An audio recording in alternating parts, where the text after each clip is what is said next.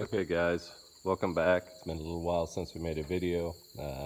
Thanks for everybody who made it to the Farm Starts meetings. I sure enjoyed them and interacting with some people that are thinking about the transition. So what's going on the farm? Over the last 2 weeks we've had a little over 6 inches of rain, so we're green again. We did take the clover seed. It was not very impressive this year, but since I was able to drape those swaths together, I did get about a bushel and a quarter, bushel and a half to the acre. So I did achieve my goal of recovering the seed.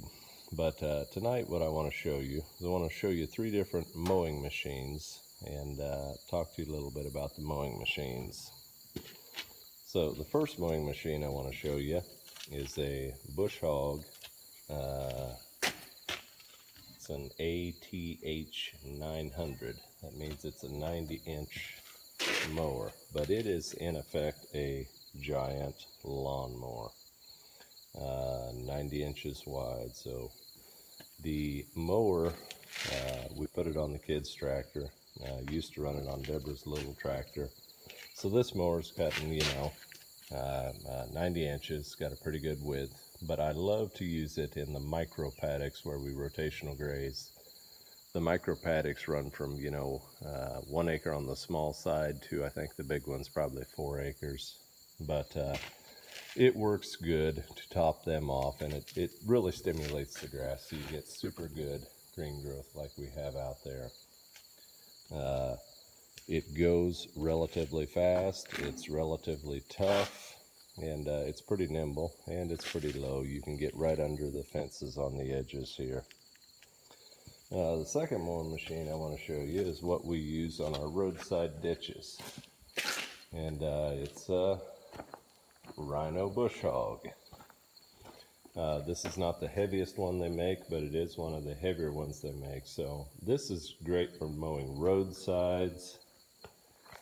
It's an 84. Has an 84-inch cut, a little bit narrower.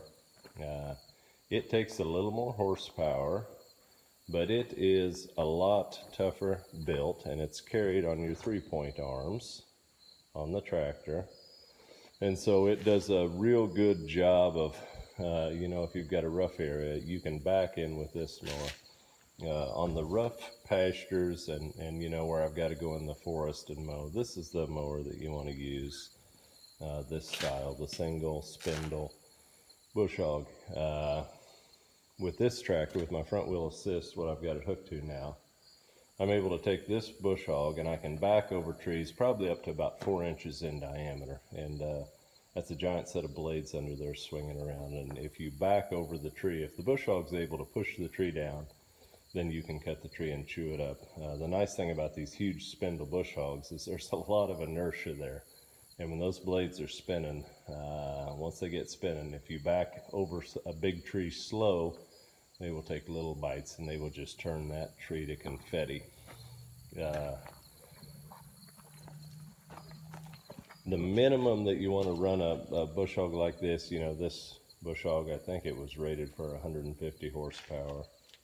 But it does require more horsepower than the small Bush Hog. So this one, the minimum you want to run it with is probably 65 or 70 horsepower, and then you could probably run it, up to 150 horsepower. Okay guys, the last machine I want to show you is this New Holland disc mower, 6750. So it is a 3-point disc mower, 7-pod mower. New Holland, obviously. So what the disc mower excels at is mowing wide open pastures and stubble clover. The disc mower, we used to use the sickle mower all the time, but the sickle mower, if you would hit a gopher mound or hit a rock and break a guard, you could have trouble with it. The disc mower is heavy enough, it just kind of bounces over everything. I learned here a couple years ago, a disc mower does not like smooth fence wire. It tends to wrap it up. So the drawbacks to the disc mower, this 9-foot disc mower, it really does require about 100 horsepower to operate it, so I put it on the Massey. The other drawback to it is this huge counterbalance spring. It's hard to hook this disc mower to a tractor, so you either got to be Very patient and bullheaded, or you've got to have some help from your kids to help you hook it up. Hard to hook up, hard to take on and off. The other two bush hog mowers, the spindle mowers, they are easy to hook up, but this mower, it's quite a bit harder to hook up and to get all of your linkages set right and centered on the tractor. You have to modify the 3 points of stabilizers, and you have to get it all adjusted up so it carries it right.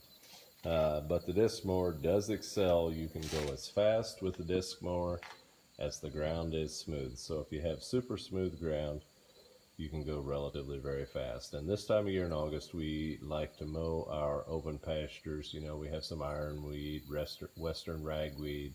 The disc mower will mow little trees up to like 1.5 inches. And so that's 3 different mowers, guys, and a little bit of discussion about them. Thanks.